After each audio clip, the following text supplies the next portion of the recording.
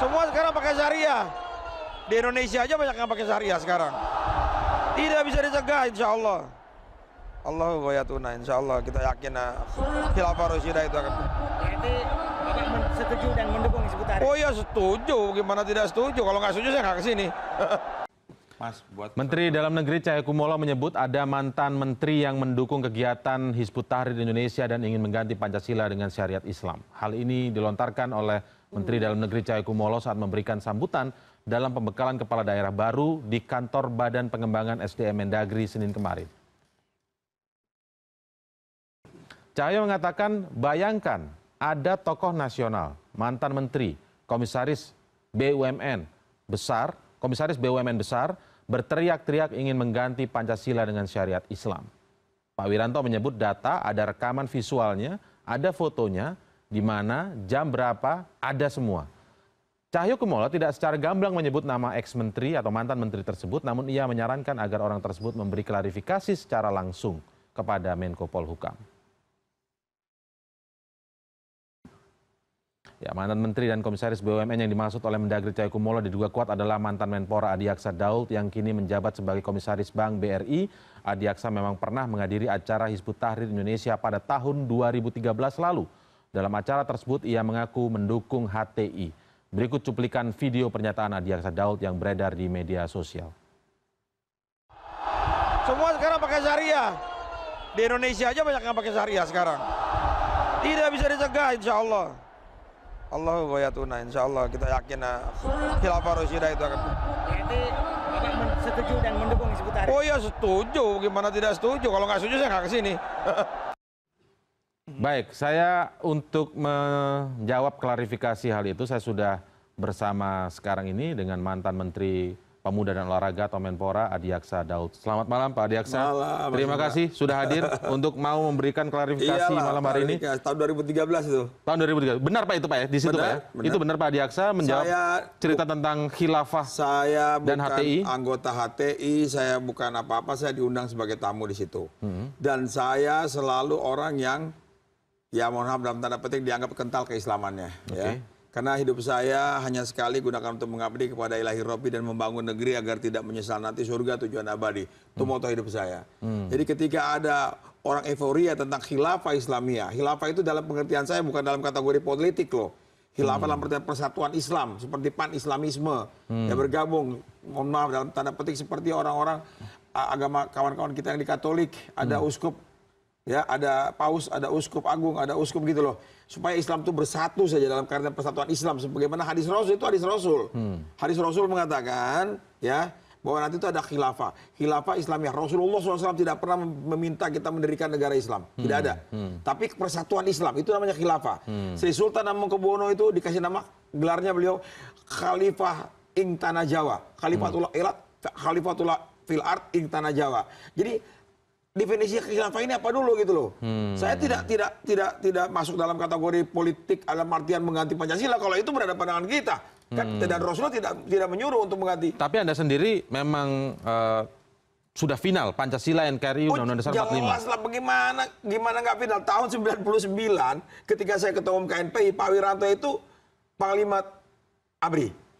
Waktu itu KNPI. Kemudian ketika tahun 2001 ya 2001 itu ada wacana ketika reformasi supaya negara ini federasi.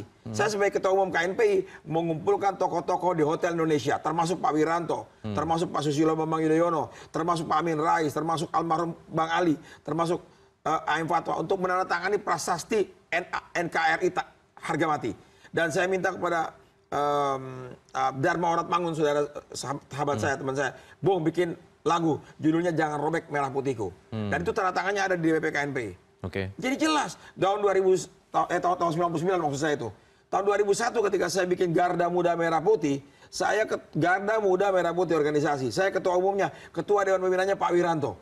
Turun kami ke Sulawesi Tengah, ke Manado, ke Jambi, terkeliling kami. Jadi saya nggak ngerti kalau dibilang saya tiba-tiba hanya karena datang sekali banyak itu langsung. Gini, jangan terlalu bikin stempel, rubber stamp orang anti Pancasila. Nggak begitu dong. Iya kan? Ini menurut Anda ini terlalu mudah memberi stempel orang anti Pancasila sekarang ini? Makanya terlalu mudah sekali kita tuh. Makanya saya ketika Lihat, masa kita orang kayak kita yang dari bawah, dari ketua KNP Jakarta Pusat, wakil ketua KNP DKI, ketua KNP DKI, HMI, apa namanya? Masih diragukan. Kemudian ketua KNP Menpora, ketua umum Pramuka, masa Pancasila disebut sebagai orang yang anti Pancasila, hanya sekali datang ke Hizbut Tahrir. Bagaimana orang yang anti Pancasila beneran gitu loh? Bingung saya. Iya, Bingung kita. Coba. Ketua KNPI, organisasi Merah Putih tadi disebutkan. Garda Muda Merah Putih. Sudah inilah, maka artinya menurut Anda ini sudah sangat tidak bisa diragukan lagi. Laksanakan loh. Ketua umum Karnas Pramuka tiap 1 Juni. Tahun lalu 1 Juni kita hari kesaktian Pancasila. Ada Pramuka juga begitu ya? Iya, ketika saya ketua hari 1 Juni Pancasila tahun lalu, Pak Tri Susuno hadir di tim, kita bikin baca puisi tentang Pancasila. Tiba-tiba tahun ini muncul viral tahun 2013. Lalu dengan mudahnya menstigma Adi Aksa Daud atau mantan. Nah, sekaligus menjawab pertanyaan. Waktu itu apa yang membuat Anda menyatakan dukungan juga kepada HTI? Oh, saya setuju. Saya mengatakan kalau tidak setuju, kenapa saya hadir? Yang saya gitu? setuju itu adalah khilafahnya, persatuan Islamnya, bukan kepada HTI-nya. Semangat untuk persatuan Islam ini khilafah ini banyak penafsirannya, ya kan? Dalam penafsiran saya, ya saya memang bukan pernah di pesantren, membaca hadis begitu bahwa Islam ini perlu bersatu, ya kan? Jadi ada kekhalifahan, tapi bukan berarti kekhalifahan terus kemudian dalam kategori politik semua ini bertentangan dengan ide langsung bubar segala macam itu, nggak begitu. NKRI harga mati Islam ini kayak pan-Islamisme, ngerti nggak? Saya sudah jelaskan ini kepada teman-teman juga, kepada senior, saya juga sampaikan surat ke BIN segala macam. Itu saya jelaskan bahwa yang namanya kita ingin dong masa Lebaran aja kita ada yang hari ini, ada yang besok, ya kan? Kalau ada persatuan Islam ini, dia mengatakan besok Lebaran semua orang. Jadi kategorinya bukan kategori politik. Ya, tapi apa istilahnya khilafah apa tadi namanya itu? Apa? Khilafah apa istilahnya kalau yang khilafah alamin haji nubuah. Di atas metode yang Rasulullah sampaikan. Metode kenabian, ya kan? Itu sama nggak dengan pengertian khilafah yang dianut oleh HTI? Ya, saya nggak tahu tiba-tiba pemerintah melarang Pancasila HTI. Melarang HTI kan saya nggak ngerti. Pasti ada dasar-dasarnya juga kan. Bisa mesti komunikasi, itu urusan mereka. Urusan saya adalah saat Anda datang 2013 lalu, pengertian khilafah HTI Anda sudah tahu belum? Enggak lah, saya kan pikiran saya satu lah. Ada persatuan Islam, orang begitu bersatu semua, ya kan? Tidak ada pikiran bahwa HTI itu akan mendirikan khilafah sendiri waktu itu, tidak ya? Akan mengganti Pancasila. Nggak datang saya kalau itu yang saya tahu. Dan ada ucapan saya nggak bahwa ini anti Pancasila. Dan saya belum pernah dengar juga gitu loh. Kalau kita melihat video panjangnya tadi sebenarnya tidak ada kata-kata itu ya. Dengar nggak? Iya, yang video panjang tidak ada. Kenapa tiba-tiba kok munculnya ada yang anti Pancasila, mantan menteri anti Pancasila? Ngawur itu. Di mana kata tuh? Nah, teman-teman malah dituntut ini. Masalah hukum kan? Teman-teman bilang. Itu bagaimana langkah selanjutnya? Ya udah teman-teman mantan kelompok Cipayung nih, teman-teman saya yang mantan pengurus KNPI dulu. Udah kita aja, Bung. Saya bilang nggak usah. Ini hanya kesalahpahaman. Dan ada orang-orang yang senang ini. Masyarakat kita bangsa ini sebenarnya saya bilang udah sih seperti rumah. Rumah ini ada 34 kamar, ya, provinsi tambah lagi kamar-kamar partai politik. Dalam kamar-kamar itu berkutat di situ. Kalau kita berkutat di situ, siapa yang jaga kamar makan? Siapa yang jaga kamar tamu dan dapur kita? Nah, ini tugas kita. Jadi jangan kita lanjutkan ini. Yang penting adalah komunikasi kan. Kalau kita dalam ruangan tidak mau, kita eksklusif, tidak inklusif gitu. Kita ada namanya echo chambers, ya kan? Kita hanya dengerin suara gaungan kita di situ aja, berkutat. Ini harus dibuka ini. Makanya saya bingung, saya bikin buku Menghadang Negara Gagal tahun 2013. Pas Pramono Anung sambutan, Pak Ria Mizar hadir itu. Saya katakan solusi bangsa ini 2011 akhir. Setelah acara itu, Pancasila. Ada bukunya tuh, masih ada sama saya. Sekarang masih ada Gramedia. Menghadang Negara Gagal. Setebal bukunya, tapi saya pendekatannya selalu pendekatan Islam. Pendekatan keagamaan. Jadi karena frame yang ada di otak saya, nasionalis religius.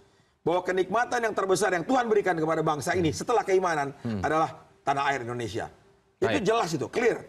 Nah, saya marah dong kalau dibilang anti Pancasila hanya sekali datang gitu. Kayaknya orang-orang... Tapi nggak perlu sampai hukum menurut Anda? Ngapain? Malam bikin jadi keruh lagi. Saya bilang sama teman-teman nggak perlu. Ini menjadi mengkeruh. Bangsa ini sekarang perlu bersatu. Perlu komunikasi. Jangan cepat memberikan stigma rubber stamp, tempel karet kepada orang-orang itu. Harusnya komunikasi, dialog diutamakan. Kalau mau bangsa ini survive, selamat. Itu ada dialog antara pemimpin dengan yang dipimpin. Itu menjadi kuat. Pak Adi Aksa sendiri pandangan tentang HTI yang sekarang kemudian akan dibubarkan oleh pemerintah seperti apa? Komunikasi. Kita tahan dulu Pak Adi Aksa, nanti kita akan lihat penjelasan selanjutnya dari Pak Adi Aksa setelah jeda berikut. Tetaplah bersama kami di CNN Indonesia Prime News.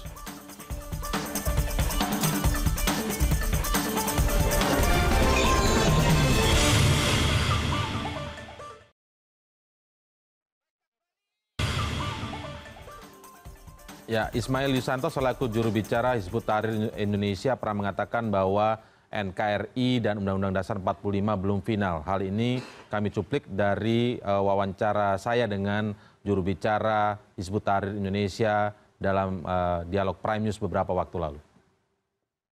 Oke, NKRI ini menurut HTI sudah final tidak? Tidak ada yang final. Lihat saja undang-undangnya. Apakah final? Undang-undangnya mengalami amandemen berulang-ulang. Ya kan? Kemudian wilayahnya kalau tambah mau nggak? Mau. Buktinya dulu ketambahan Timur mau. Kalau kurang nggak mau.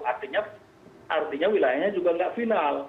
Konstitusinya tidak final. Jadi bagaimana kita bisa mengatakan ini negara final? Ini negara sedang terus berproses, berubah menjadi lebih baik. Jadi saya lebih cenderung mengatakan ini negara dalam proses, negara yang terus berubah.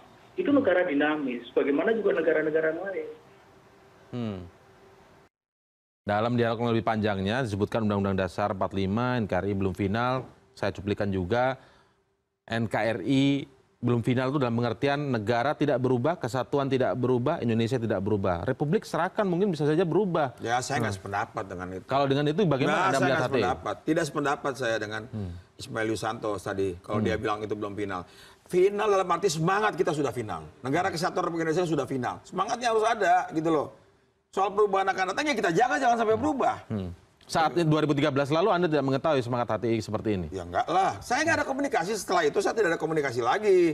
Ya, artinya saya cuma datang acara satu kali itu kemudian dikasih buku. Saya nggak pernah. Tapi kalau yang saya ada semangat dan saya juga melihat bahwa HTI nggak ada kata-kata mereka bilang anti Pancasila gitu loh. Ya sejauh saya ini saya pelajari, nggak tahu kalau sekarang pemerintah dapat bukti-bukti itu ya. Enggak anti Pancasila atau mungkin anti NKRI atau ya kalau tidak tadi saya nggak setuju dengan statementnya dia bahwa dia Pak Ismail Yusanto mengatakan NKRI belum final, itu salah. Kalau menurut saya itu pendapat dia, tapi saya tidak sepakat. NKRI sudah final. NKRI sudah didirikan Negara Kesatuan Republik Indonesia.